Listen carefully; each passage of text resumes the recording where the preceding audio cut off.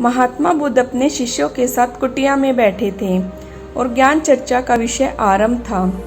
शिष्यों के आग्रह पर उन्होंने एक कहानी आरंभ की। समीर नाम का एक जल्लाद मगध राजमहल के पीछे बने कस्बे में रहता था।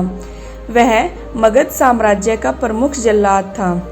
उसका सारा जीवन दोषियों को फांसी देने में बीत गया। अब वह लगभग 60 वर्ष की आयु का हो गया था। समीर अब राजकीय सेवा से मुक्त हो चुका था और अपना अंतिम जीवन वह अपने घर में ही व्यतीत करता था। अपने जीवन काल में की गई सभी घटनाओं को याद करता और पश्चाताप करता। मेरे हाथों इतने जीवों की हत्या हुई, यही सोच विचार करते हुए वह नहा धोकर तैयार हुआ। जैसे ही वह खाना खाने के लिए बैठा, दरवाजे पर आवाज आई। समीर बाहर निकलकर देखता है तो एक भिक्षुक उनके द्वार पर खड़ा है, जो जान पड़ता है काफी दिनों की तपस्या के बाद उठा है और भूख से व्याकुल है। समीर तत्काल अपना वह भोजन जो स्वयं के लिए था वह भिक्षुक को समर्पित कर देता है। भिक्षुक की भूख शांत हो गई। भिक्षुक प्रसन्न हुए। भोजन के पश्चात भिक्षुक और समीर दोनों बैठे हुए थे। तभी समीर ने अपने जीवन में किए गए सभी कार्यों को भिक्षुक के सामने प्रकट किया। समीर ने बताया वह राजकीय सेवा के दौरान अनेकों कैदियों और अपराधियों को मृत्युदंड देता था, जिसके कारण उसे अपने आप पर अपराध बोध होता है और गलानी के भाव से सदैव ग्रस्त रहता है।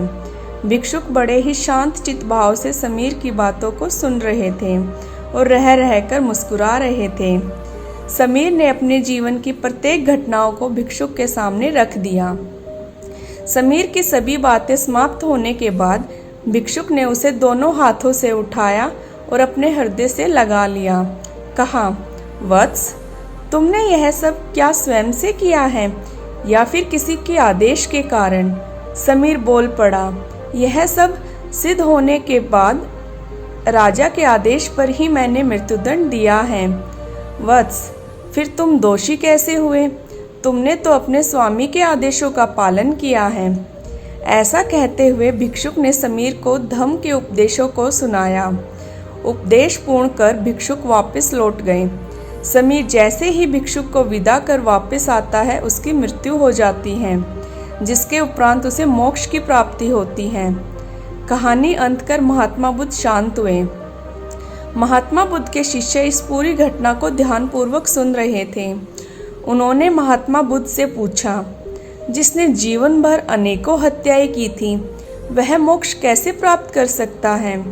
महात्मा बुद्ध मुस्कुराए और अपने शिष्यों को समझाने लगे, जिसने जीवन में पहली बार ज्ञान की प्राप्ति की हो, अंत समय जिसका निकट हो और ज्ञान के शब्द उसके कानों में पड़े हो, वह मोक्ष की प्राप्ति कर ही लेता है।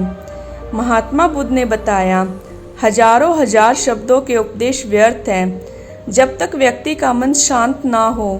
मन शांत होने पर एक शब्द से भी ज्ञान प्राप्त हो सकता है और ज्ञान से ही मोक्ष की प्राप्ति संभव है।